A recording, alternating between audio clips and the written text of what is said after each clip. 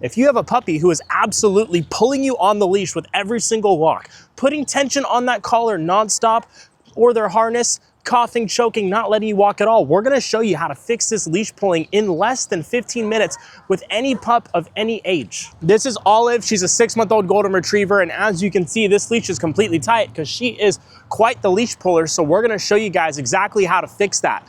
Before we get into training the leash pulling and showing you how we fix it, we first need to make sure that we're properly set up and we have the right equipment. So before you train your dog to do any sort of leash training, it's very important that your dog goes to the bathroom, gets outside for a couple minutes, and you let them sniff and do their business. Let them pee, let them poop, because I promise you, trying to leash train a dog who really has to go to the bathroom is not gonna go well. If you had to really go to the bathroom and you were trying to run to the bathroom, but I was telling you, hey, you gotta walk slowly to the bathroom, we all know how that's gonna go. So make sure your dog goes to the bathroom, play with them inside a little bit, let them burn off a little bit of steam. So now that we've gotten that out of the way, your pup has gone to the bathroom, let's talk about the tools you're gonna need to make sure your puppy's not pulling on the leash. Because obviously, if you have the wrong leash, you have the wrong collar, and you have the wrong treats, none of this is gonna work. So let's talk about the leash just to start. Whatever leash you're using, you need to make sure that when you pull on it, there is no stretch to it. Although this leash looks like a rope leash, this is not a typical rope leash that you would find in a pet store. A lot of the leashes in the pet store that have this ropey-like material have this horrible stretch when you pull on them. And that's not gonna be great for your training. Why? Because when your dog pulls on that leash and that leash gets 2 inches longer, your dog's gonna feel that, which means they're gonna be reinforced, rewarded for pulling because it gives them more freedom. If I'm on a bungee leash and I wanna go over there and I pull on the leash and the leash gets longer, well, I'm always gonna pull on the leash because it gets longer when I pull on it. So you need a leash that has no stretch. I recommend using a 6-foot flat nylon leash that looks just like this. We're gonna throw it up right on screen here. These flat, tightly woven leashes. These ones don't stretch and they're gonna be perfect for your training and they can withstand incredible amounts of weight. Now let's talk about your treats. You need to make sure you're using high value food rewards whenever you're training outside. Now, what does this mean? So many people talk about high value treats and everyone's always asking what a high value treat is. And what I like to use is really high quality dog food. I don't use typical treats that you find at the store like Zooks, the Crazy Dog Train Me treats. Any training treat you find in the Petco PetSmart section is going to suck for training your dog because one, they don't use really good ingredients. They're loaded with vegetable glycerin, and other different fillers, and they're not healthy for your dog. One brand I've been using a lot lately is called Vitals. They make these patties that are meant to be actual dog food, but they're great for training treats. And since it's actual dog food, they're loaded with vitamins, nutrients, minerals, and everything your dog needs to have a balanced diet. So if you give your dog like a whole pound of these things during training and you feel like you've given them too much treats, you can just cut back on their regular diet and your dog is still going to have a balanced meal. We're using the duck recipe today. This stuff is stinky, it is gross, but as you can see, Olive, are you interested in this? Oh my God, yes she is. She is checking the floor, making sure that I didn't leave any. She is very, very into this stuff. So you got the right leash, you got the right treats. Next thing you're gonna need is the right collar. And I can tell you right now that this flat collar we're using for Olive is not going to be effective for her. A lot of times with dogs, flat collars are not effective because when we pull on them, there's this massively large gap right here, and then all the pressure is being on their trachea. And a lot of dogs, especially Goldens, who have these thick, blubbery necks, you can see I'm yanking on this neck and she don't even care. She don't even want to walk away from me. She is not going to be sensitive at all to feeling this pressure. If anything, she's fighting it. You can maybe switch your camera angle just to see. Right now, I'm pulling on this leash, like I'm pulling, and she is pulling back even harder. This is what's known as opposition reflex in dogs, where when you pull, they pull back, and it can be really, really hard to fight this with a flat collar. So if you find that you're pulling on your dog's flat collar and they're choking, highly, highly likely you want to upgrade to a prong collar. Not just any prong collar, but a Herm Sprenger 2.25 millimeter prong collar is going to be the best applications for 99% of dogs who are over the age of 4 to 5 months old. If you're doing this with a 3-month-old puppy and a really young puppy, I would stick to using a regular flat collar or a slip leash. But since this puppy is 6 months old, we are going to be using the prong collar on her. So I have the collar right here.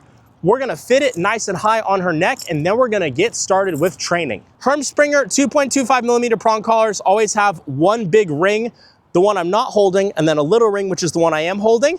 You want this to be up high on your dog's neck, behind their ears, and you're gonna attach your leash to that ring right there. So we're gonna get this prong collar right up behind her ears, clip that thing on, and then we're gonna clip it on to her neck. So now that we have all the right tools in place, our high value food, our non-stretch leash, our 2.25 millimeter prong collar, we're gonna show you how to use these tools effectively so that you're not yanking, cranking your puppy, you're not gonna hurt your puppy, and you're going to train them effectively to not pull on the leash. The only reason dogs pull on the leash is because it works. Every time your dog pulls, you go like this. And what you're doing is you're rewarding them for pulling by giving them more distance. So I'm gonna start walking with Olive and I'm gonna pay attention to how quickly Olive moves. If Olive moves faster than me, I'm gonna stop and I'm going to use my body weight to lean in the opposite direction as her. Since this is day 1 of leash training, if she comes back to me, I'm gonna say yes and give her food. I'm gonna teach her that when you feel pressure on your collar, don't fight it, follow it. So we're gonna start walking now and I'm gonna pay very close attention to Olive's speed at which she moves. Right now, she's doing a great job, but she's picking up her pace. So I'm gonna stop, pull, yes, good. And then I'm gonna reward her for following that pressure. And we're gonna do this a few times. You might be asking yourself, why are we giving her treats after she makes a mistake and comes back to us? And the reason we're doing that is because we're conditioning her to follow the pressure on the prong collar. Every time people bring up prong collars, they say, if you use it wrong, you'll end up hurting the dog. And this is true. You can hurt a dog by using a prong collar wrong. What I'm doing is very gently pulling, yes, good, and then showing her food the moment she follows the pressure. I don't want her to be afraid of the prong collar. I'm just teaching her, when you feel it tighten up on your neck, that means I need you to come back to me. So we're just gonna start walking and randomly, I'm just gonna stop, pull. Yes, good girl. Good job, girl. And we're gonna do this a few times. Already you can see we're eliminating that response she has to the collar where she's pulling on it and fighting me. So again, randomly I'm gonna stop, pull. Yay, good girl. She's such a good girl. Yes, she is. Good job, Olive. And we're gonna do this a couple more times. I'm giving Olive a lot of verbal praise and a lot of love because I want her to know that I love when you come back to me. And already look how much better this is. She's doing great. I'm gonna stop and pull. Yay, good girl. Good job. And whenever she's feeling that pressure, she's not showing signs of fear. She's not showing signs of pain. She's looking at me attentively and waiting for her reward, which is exactly what we want. Right now, you can already see this is looking great. Olive, yes, good girl. So I'm gonna give her treats and I'm gonna reward her for doing such a good job. We're gonna do one more rep of that pull and reward, so check it out. Boom, yes, good girl, good job. And now she's got it. Now she knows that when she feels pressure, she's meant to come back to me. She's been in our training program for a bit. We've already started a bit of prong collar conditioning work with her, so she's already got that. Now that she understands that, we're gonna have to phase out the treats eventually because I don't wanna have a dog who keeps doing this over and over on the walks. I want her to just stay next to me the entire time. So how are we going to achieve this? What we're gonna start introducing is a method known as quick unexpected U-turns. Olive is gonna drift ahead of me, but instead of me slowly pulling and then treating her for coming back, all I'm gonna do is U-turn and walk the other way. We're going to give you a different camera angle from the side so you can see exactly what this looks like. So what I'm gonna do instead of giving her a treat is I'm going to stop, pop, and turn the other way. And as you can see, since I have a prong collar, I can do this very gently. I don't have to put much pressure into it at all. What I'm going to do now is I'm not gonna give Olive a treat unless she looks at me before the pop comes. So, yes, good girl.